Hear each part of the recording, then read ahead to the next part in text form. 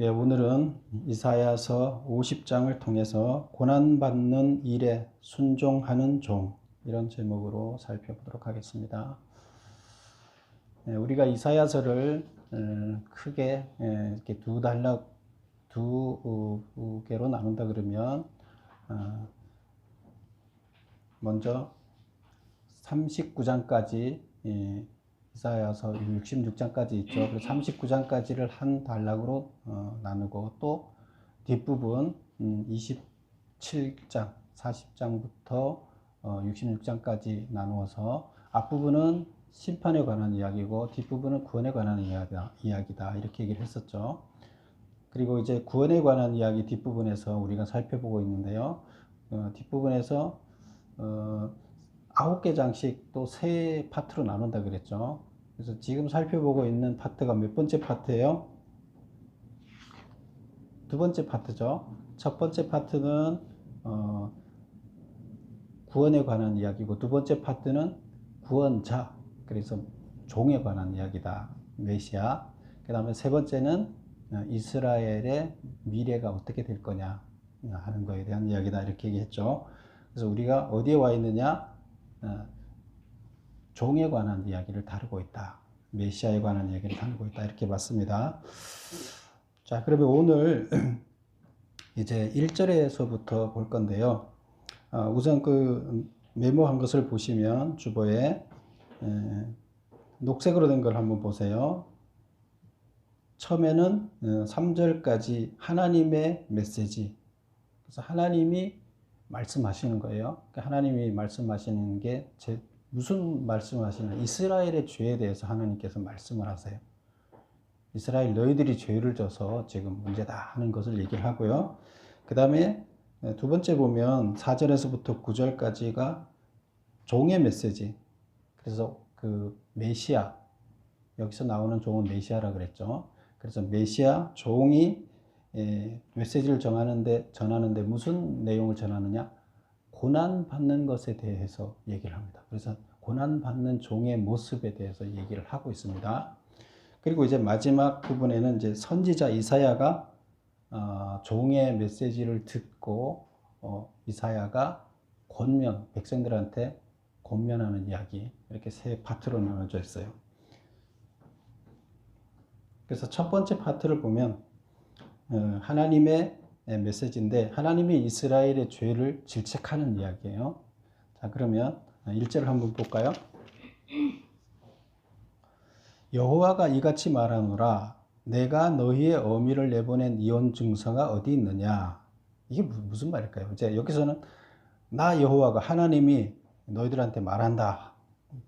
내가 너희의 어미를 내보낸 이혼 증서가 어디 있느냐? 너희의 어미라는 것은, 너희는 이스라엘 백성을 얘기하고 어미는 이스라엘을 얘기해요. 그래서 나라를 어미로 보고 백성들은 그 자식, 이스라엘의 자식으로 봐서 너 백성들의 어미, 나라. 그래서 너의 어미, 나라를, 이스라엘 백성을 내보냈다는 거예요. 어디로? 쫓아내보냈다는 거예요. 하나님의 신부였는데 이스라엘이 이 신부를 쫓아냈다는 거예요. 이혼한 거예요. 근데 이혼했는데 여기 보면 이혼 증서가 어디 있느냐? 이혼 증서를 주지 않고 내보냈다는 거예요.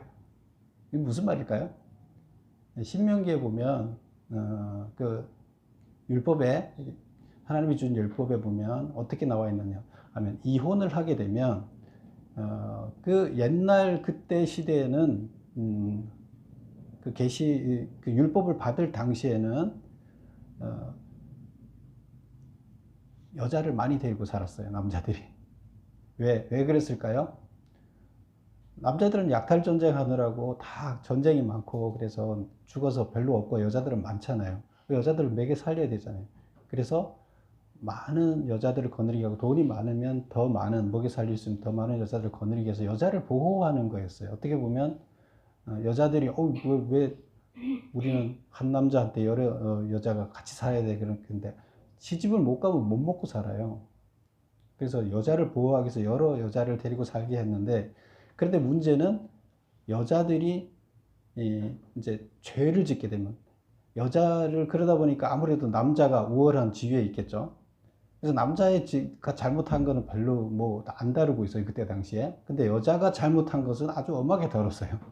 그래서 특히 여자들이 음란을 범하게 되면 거기에 대해서 특별히 엄하게 다뤄서 그것은 무조건 율법을 어떻게 했느냐? 집에서 쫓아내서 이혼해서 내버리게 만들었어요. 그러면 지금은 사람들이 많으니까 누가 이혼한 사람인지 뭐 모르잖아요. 근데 그때 당시에는 다 서로 아는 사람들이에요. 그래서 그 집에서 쫓겨나면 어떻게 돼요? 버려진 사람이라서 아무도 데리고 가면 안 돼요. 그러면 사회에서 살아남기가 힘들어요. 그런 시대였는데, 근데 여기서 이혼 증서를 주는 거와 주지 않는 것이 어떻게 차이가 나느냐, 어떻게 메모를 하고 있냐면, 여자가 죄를 범했을 때, 음란의 죄를 범했을 때는 이혼 증서 없이 내쫓으라는 거예요. 그런데 음란의 죄를 안 범했는데 남자가 이 여자가 이 여자하고 살기 싫다 그래서 내보낼 때는 여자 잘못이 없으니까 다시 재혼을 할 수 있게 이혼 증서를 써서 주라는 거예요. 이혼 증서가 있는 사람들은 죄가 없는 자예요. 음란의 죄를 안 범해서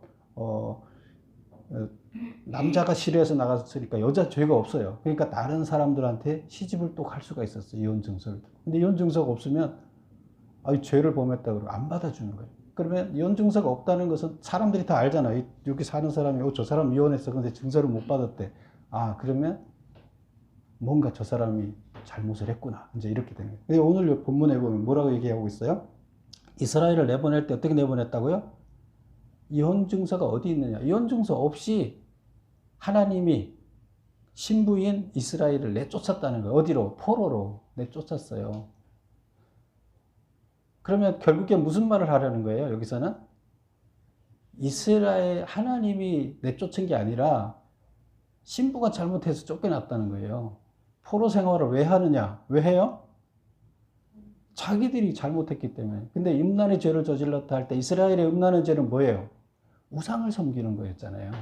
그래서 이스라엘 백성들이 하나님만을 섬기지 않고 자기들의 욕심에 따라서 무슨 신, 복을 주는 신, 아들을 잘 낳는 신, 뭐 이런 것들을 다양하게 그냥 믿었다는 거죠. 자기 욕심을 채우려고. 그러다 보니까 이것은 여자가 음란을 해서 신부가 쫓겨났다. 이제 이렇게 표현을 하고 있습니다. 그 다음에 보면 내가 어느 체주에게 너희를 팔았느냐 보라. 이것은 이제 체주라는 것은 채권자를 얘기하는 거죠. 그러니까 돈을 빌려준 사람, 돈이 많아서 돈을 빌려준 사람. 근데 만약에 내가 돈이 없어서 돈을 빌려왔어요. 그러면 그 체주한테 돈을 빌려왔고 못 갚으면 그때 자식을 팔았어요. 자식을 그 집에 종으로 들여보냈어요. 그래서 내가 돈을 다 갚아야 자식을 다시 데리고 올 수 있었어요. 이게 이 말이에요. 그래서 내가 어느 체주에게 너희를 팔았느냐? 너희라는 건 누구라 그랬어요? 이스라엘 백성이죠. 어미는 나라죠. 이스라엘.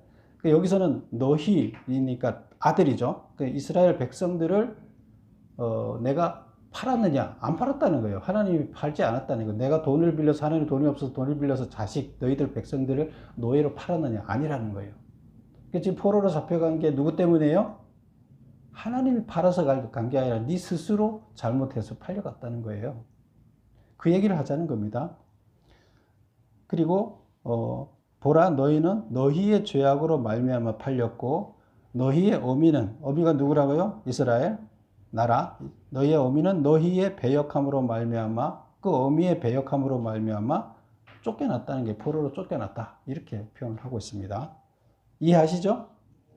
예, 용어가 좀 어려워서 그래서 1번 문제를 볼게요.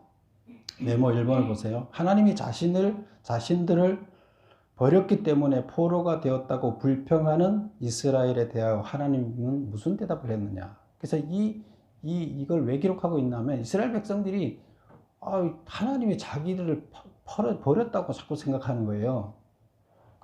그래서 하나님이 우리를 버려서 우리 신이 우리를 버려서 우리가 포로로 잡혀갔다 생각을 하고 있고 하나님한테 계속 불평을 하는 거예요.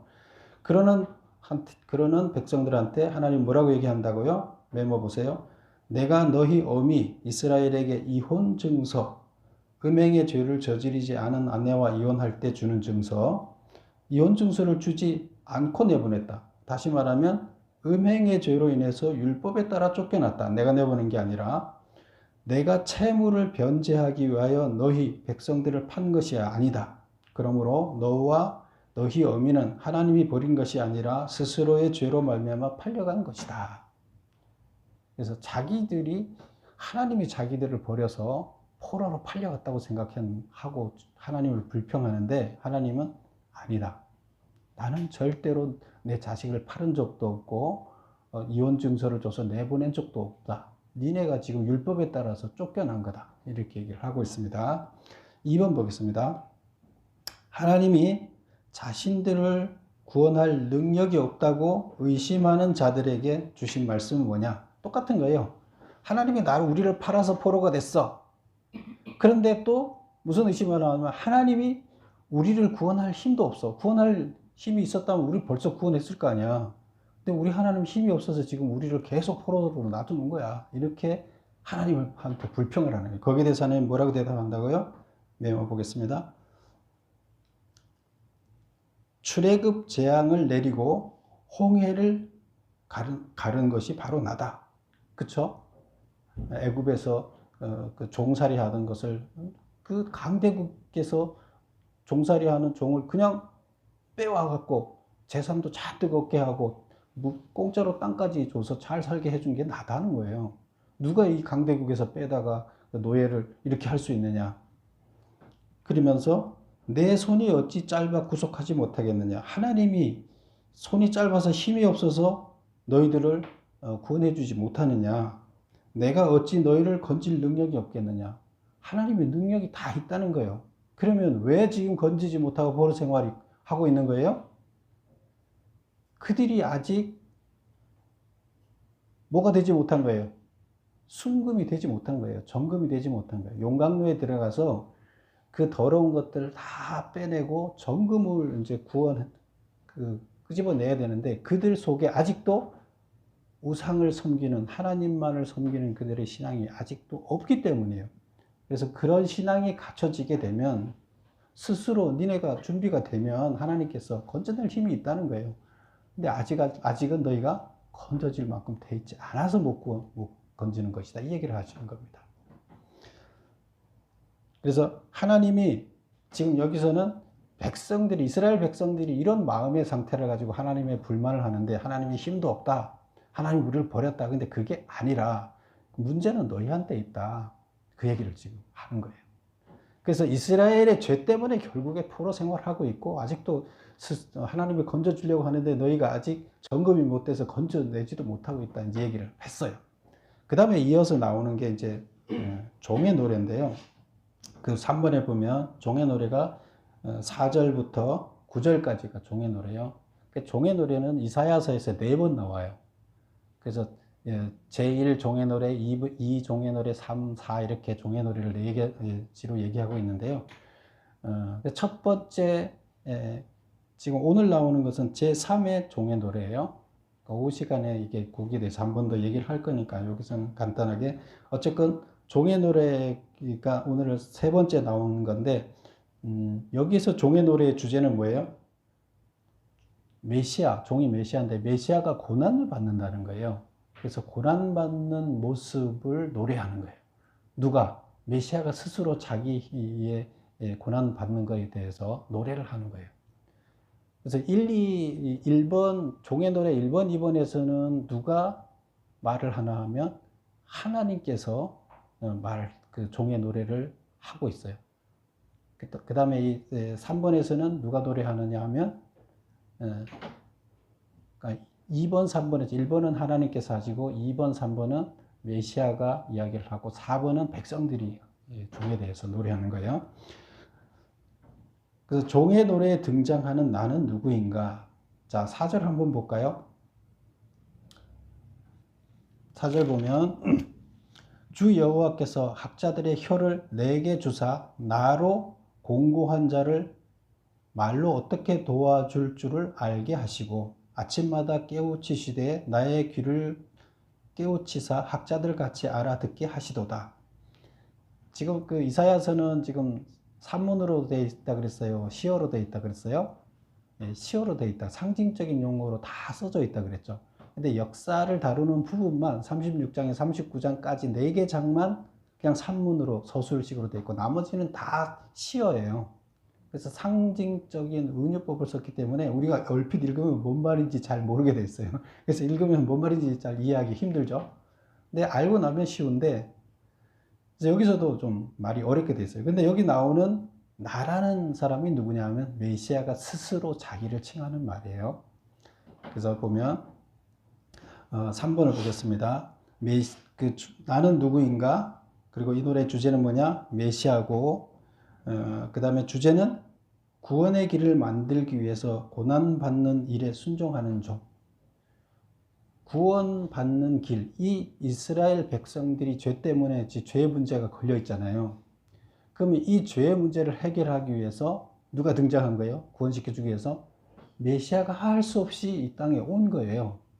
근데 그 메시아가 이 땅에 와서 죄의 문제를 해결하기 위해서는 누가 죄를 대신 지고 죽어야 되잖아요. 이게 고난 받는 거예요. 죄를 없애고 구원을 하기 위해서 누군가가 그 일을 해야 되는데 그 일을 하는 것 자체가 대신 죄값을 치르는 것 자체가 고난이죠. 그래서 그 고난의 길에 순종한다는 거예요. 그 노래예요, 이게. 그 고난 받고 싶은 사람이 있을까요? 없죠. 그런데 그 고난이 그냥 뭐 조금 힘든 게 아니에요. 생사를 걸고 가장 치욕적이고 가장 육체적으로 견디기 힘들고 가장 모욕적인 거예요. 근데 그거를 다 견뎌내야 되는데 그거를 아버지가 시켰어요. 그런데 그거를 순종하고 그걸 따르는 거예요. 왜? 사람들을 구원하기 위해서. 그래서 이게 종의 모습인데 그 얘기입니다. 4번 보겠습니다. 종의 노래 3에 등장하는 종의 사역과 고난과 승리에 대하여 어떻게 묘사하고 있는가? 그래서 4절부터 9절까지 이야기가 세 가지를 얘기하고 있는데 사역은 뭐고, 종의 사역은 뭐고, 종은 어떤 고난을 받으며 사역을 위해서, 그 다음에 종이 승리하는 모습, 이걸 어떻게 표현을 하고 있느냐. 이제 그 얘기. 우리는 뭐 이미 예수님이 어떻게 고난을 받고 어떻게 승리하셨는지 다 알죠. 근데 이때 당시는 예수님이 이게 약 600년, BC 600년경에 기록됐으니까 예수님이 오시기 전에 600년 전에 기록된 거잖아요. 근데 그때 당시에 사람들이 예수님이 온다, 메시아가 온다는 것도 모르고 있었고, 이사야만 하나님의 계시를 받아서 혼자 알고 있고 그것을 글로 써갖고 전달하는 그런 이야기예요. 이때는 아주 대단한 거죠. 아무도 모르는 것을 혼자 받아서 전달하는 거니까. 자, 그래서 이제 자세히 알려주고 있습니다. 그러면 메모 보겠습니다. 첫 번째 사역은 오늘 이렇게 11절까지밖에 없어요. 그래서 자세히 읽으면서 해볼게요. 사역에 관한 이야기가 4절에 나오는데요. 4절을 한번 읽어볼까요? 여호와께서 학자들의 혀를 내게 주사. 여기서 여호와께서 학자들의 혀를 내게 줬다는 것은 학자들이 아는 게 많죠. 그 아는 게 많은 것을 혀로 얘기하는, 혀가 학자의 혀예요. 그러니까 지식을 많이 알고 있고 다른 사람들은 모르잖아요. 학자만 알고 있죠. 근데 그 지식을 혀로 얘기하는 이런 혀를 학자의 혀라 이렇게 표현하고 있어요. 그래서 학자의 혀를 내게 주사. 내가 누구예요? 메시아. 그래서 메시아한테 하나님께서 학자의 혀를 예수님한테 줬다는 거예요. 이 얘기는 뭐예요? 하나님의 뜻을 학자가 연구해서 아는 것처럼 다 알게끔 해주셨다는 거예요, 하나님이. 그래서 나로 공고한 자를 말로 어떻게 도와줄지를 알게 하셨다. 여기서 공고한 자란 어떤 자? 공고하다는 게 무슨 말이에요? 죄짐을 져서 자기 죄짐, 너무 무거운 짐을 지고 가고 있어요. 자기는 원래 20kg밖에 못 지는데 100kg를 지어놨어요. 지고 갈 수 있어요? 못 지고 가서 계속 쓰러지는 거예요. 이것을 죄짐을 지고 가는 자. 그래서 이것을 공고한 자, 무거운 죄짐을 지고 쓰러지는 자. 그래서 스스로 일어나기 어려운 자를 공고한 자라고 얘기를 하고 있는데, 그래서 공고한 자를 말로 어떻게 도울지를 알게 해주셨다. 그래서 학자의 혀로 그들한테 하나님의 뜻을 전달해서 깨닫게 해줘서 구원받는 길을 가르쳐줬다. 죄 문제를 해결하는 공고한 자는 자기 가장 큰 문제가 짊어지고 있는 죄잖아요. 그 죄를 벗어 던질 수 있게끔 가르쳐 주도록 하셨다는 거예요. 그러면 사명이 뭐예요? 무슨 사역을 한다는 거예요? 하나님의 뜻을 구원받을 수, 죄의 문제를 해결하고 구원받는 것을 알려주는, 죄를 지고 있는 사람들을 알려줘서 구원받게 하는 게 예수님의 사역이라는 거예요. 무슨 말씀인지 아시겠죠? 예. 그래서 은혜적으로 상징적으로 표현하다 보니까 이렇게 풀어서 이렇게 깨달아야 되는 거예요. 그래서 어떻게 도와줄지를 알게 하시고 아침마다 깨우치시되 나의 길을 깨우치시사 학자들 같이 알아듣게 하시도다. 그래서 하나님께서 매일 같이 그 종한테, 메시아한테 하나님의 뜻을 알게 해서 내 귀에 들려줘서 알게 하셨다. 그래서 깨닫게 해주셔서 전달하게 하는 사역을 주셨다. 이 얘기를 이렇게 표현하고 있습니다. 그래서 4번의 그 1번 사역에 대해서 뭐라고 표현한다고요? 읽어보면 하나님이 학자의 귀를 주셔서 말씀을 깨우쳐 알도록 하시고 학자의 입을 주셔서 공고한 자, 무거운 짐을 지고 견딜 수 없어 하는 자를 돕도록 하는 사역을 맡기셨다. 그래서 사람들을 죄의 문제를 해결하고 구원시키는 일을 맡기셨다 이 얘기예요. 근데 그 방법을 다 알려주시고 그 사역을 하게끔 하셨다. 그래서 나는 이 사역을 맡고 왔다. 이 얘기를 이제 노래하는 거예요. 그 다음에 두 번째는 이제 뭐예요? 고난이에요. 그러면 내가 이 사역을 행하려면, 죄 문제를 해결하려면 고난을 당해야 된다는 얘기예요. 내가 스스로. 하나님께서 나한테 그 죄의 문제를 해결하는 게 고난일 수밖에 없죠.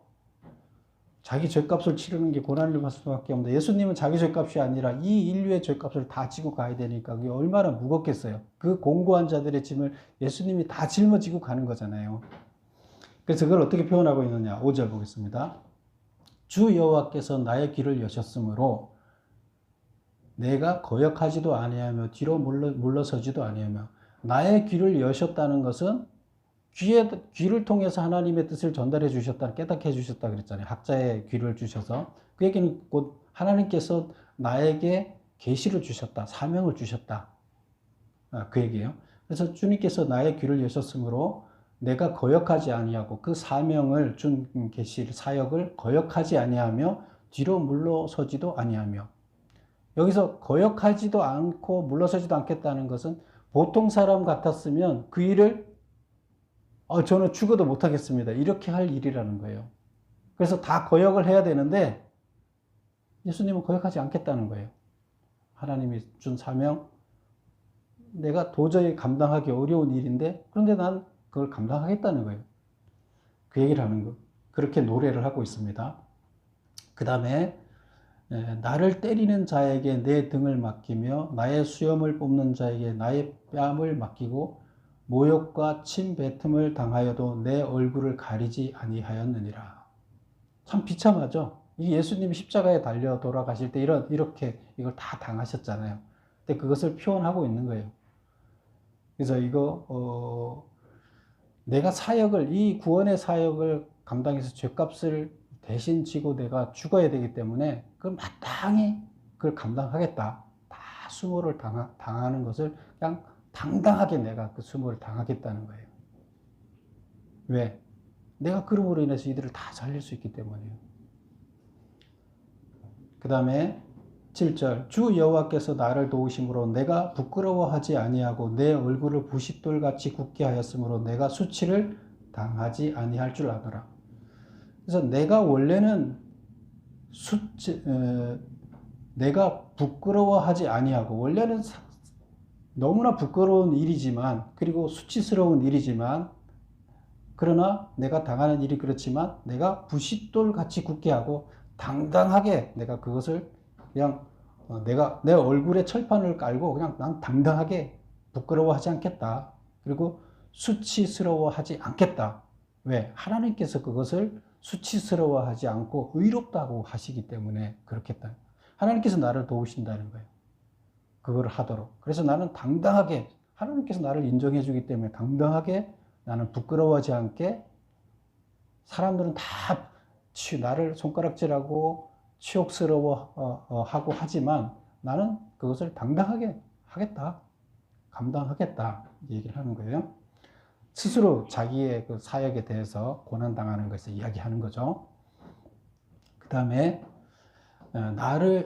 여기까지가 이제 뭐예요? 고난에 관한 이야기예요. 그래서 한번 고난 2번 메모 읽어보겠습니다. 두 번째 그 예수님의 고난에 대해서 어떻게 표현하고 있느냐? 사역. 세상과 역행하나 옳은 일이죠. 세상 사람들, 이 선지자가 하는 일이 뭐예요?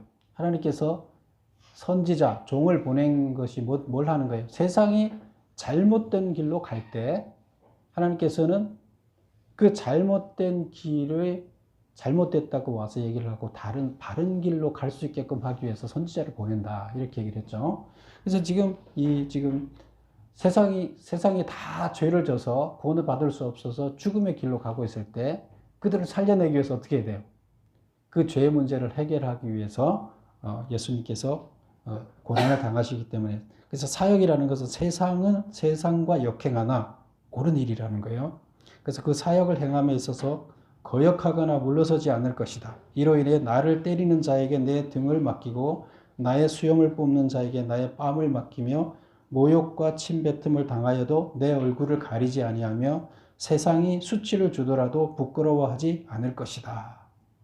스스로 자기 순환에 대해서 아주 당당하게 순환을 당할 것을 노래하고 있습니다. 그 다음에 이제 마지막에는 승리에 대한 이야기를 하고 있는데요. 8절 보겠습니다. 나를 의롭다 하시는 이가 가까이 계시니. 누구예요? 나를 의롭다 하시는 이가? 하나님이시죠. 여호와 하나님이시죠. 나를 의롭다 하시는 이가 가까이 계시니 나와 다툴 자가 누구냐? 나와 함께 설지어다. 나하고 싸울 사람 있으면 나와봐라.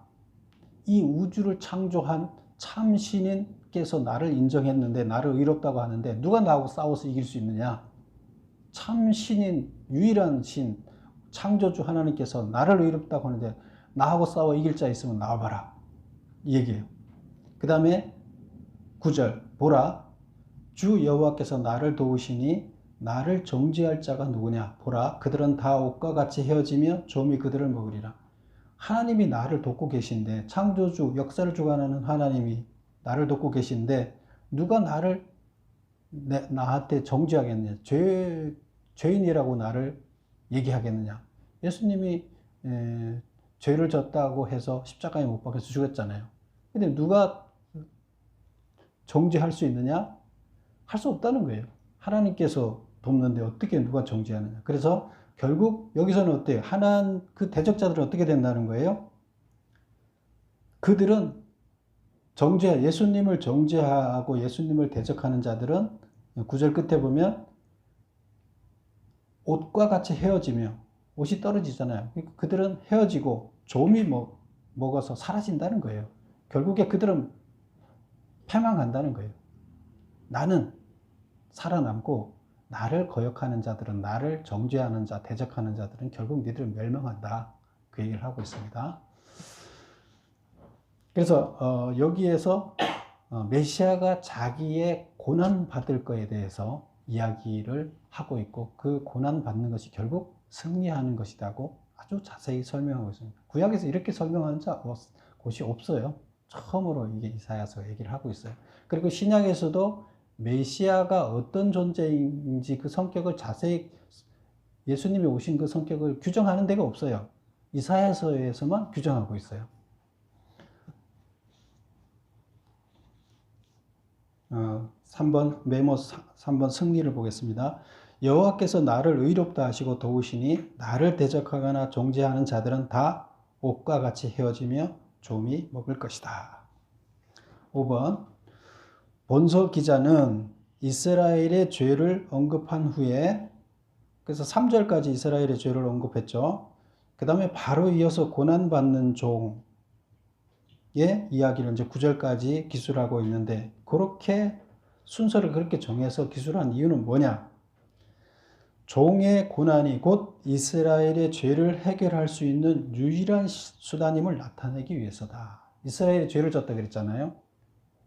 음란의 죄, 우상 섬기는 음란의 죄를 졌는데 그래서 포로가 됐잖아요. 그래서 그들이 멸망했죠. 그들을 다시 구원할 수 있는 길은 현실적인 구원을 말하지만 실제로 이것은 우리의 영적인 죄를 해결하고 영원한 구원을 얘기를 한다 그랬죠. 그래서 그렇게 받는 길은 그것을 얘기하기 위해서 순서를 이렇게 정했다는 거예요. 이스라엘 죄를 얘기하고 그 다음에 종의 노래를 그냥 이 두 개가 연관성이 없어 보이는데 이스라엘 죄 문제를 해결하기 위해서 그래서 구원해주기 위해서 메시아가 스스로 자기 고난받는 이야기를 하게끔 이렇게 하고 있다. 그 다음 7번 보겠습니다. 온갖 모욕과 수치를 당하면서도 이를 부끄러워하지 않고 수치를 당하지 않을 줄 안다고 말하는 이유는 뭔가? 1. 종 선지자가 하는 사역은 세상이 잘못된 길로 갈 때 이를 지적하고 바른 길을 알려주는 일이기 때문에 세상의 방향과 다른 방향을 제시하는 일이다. 그래서 선지자를 하나님께서 보낼 때는 잘못된 세상을 올바르게 하기 위해서 선지자를 보낸 거잖아요. 특히 여기서 선지자가 누구의 잘못을 여기서 강조해요? 하나님을 모르는 자들이 잘못된 길을 가는 걸 얘기하지 않아요. 하나님을 믿는 자들이 잘못된 길로 가는 거예요. 하나님의 종으로 선택된 이스라엘 백성들이 잘못된 길로 안 가면 선지자를 파송 안 해요. 왜? 그들이 선지자 노릇을 이미 하고 있기 때문에. 그런데 종의 역할을 하고 있는데 이스라엘이 지금 다른 길을 가요. 그러면 이 세상에 하나님의 길을 찾아갈 자가 아무도 없잖아요. 그럴 때 하나님이 할 수 없이 다시 다른 선지자를 파송하는 거예요. 다른 종을 파송해서 기존에 있던 잘못된 선지자들을 수정해 주는 거죠. 그들의 길을. 그래서 여기서 지금 메시아가 다시 왔다는 것은 이스라엘이 하나님의 종으로 선택된 이스라엘이 잘못된 길을 가고 있다는 걸 얘기해 주는 거예요. 오늘날에도 뭐예요?